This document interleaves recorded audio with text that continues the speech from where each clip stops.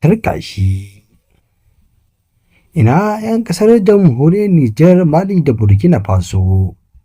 da ma dai 'yan Najeriya masoya Baba Cani, ku zo ku gyara zama, wannan waƙar ta ku ce domin shahararren mawaƙin nan na 'yan Kannywood a Najeriya, Dr. Nura M Inuwa shi ne ya gwangwaje shugaban nama mai adalci wato dai Muhammad Cani da zazzafar waƙa mai taken kafi su gaskiya Cani. Masu saurare ku gyara zama tare kuma da biyo mu a ƙarshen wannan bidiyo namu dai domin jin wannan waƙar da aka saki mai taken kafi su gaskiya Cani ta mawaƙi M Inuwa, fasihin mawaƙin nan. Amma dai masu saurare kafin mu kai kama wannan fitacciyar waƙar za mu so da kasance wannan shi ne bakin zuwa wani farko wanda ta shafi mai albarka da kuma mana subscribe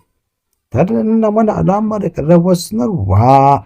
domin fa samun labarukan nama kawai da yaushe za da mun ɗora tare da nuna mana alamar comment bidiyon nan kuma ne lakin kuma kan ne kaɗai fa ake ƙara mana ƙwarin gwiwa kamar ko sai har labarai da ma kuma da waƙoƙi in Hausa da Kannywood.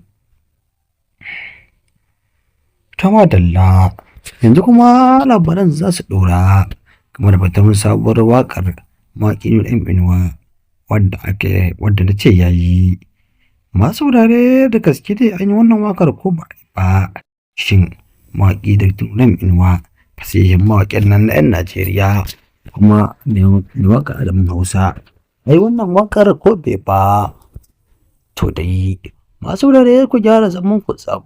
domin ku ji gaskiyar al'amari shin da gaske ne wannan waka ta fata ko kuma dai ba a yi ta ba.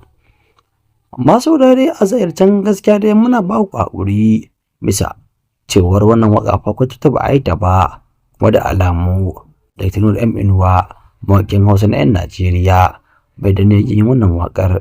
sai dai idan har ba mu sani ba ko da zuwa nan gaba zai iya yin wannan waƙar mai taken kafi su gaskiya Cani. Shin masu saurare a ƙasar jamhuriyar Nijar kuna goyon bayan cewar mawaƙi Nura M Inuwa ya yi wa wannan naku waƙa wato dai Cani ko dai ba goyon baya? Shin masu saurare kuna son Nura M Inuwa mawaƙin ne ko ba kwa son sa? Amma tabbas masu saurare muna fatan cewa a ƙasar na jamhuriyar Nijar da Mali da Burkina Faso ce da kasancewa cikin murna da farin ciki da wani nishaɗi sakamakon yadda halin yanzu dai mulkin adalci ya wanzu a ƙasar jamhuriyar Nijar,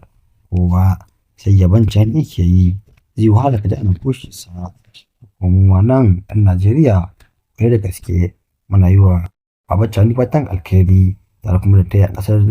da taya makwabciyar ƙasar mu jamhuriyar Nijar murna da farin ciki daga samun wannan tsayayyen shugaba mai adalci kuma adani Allah ya zamanin shugaba Cani. Daga nan muka kawo ƙarshen shirin namu ne yanzu kenan sai fitar da wani lokacin masu saurare mu huta lafiya na ku har kullum Wadata TV huta lafiya.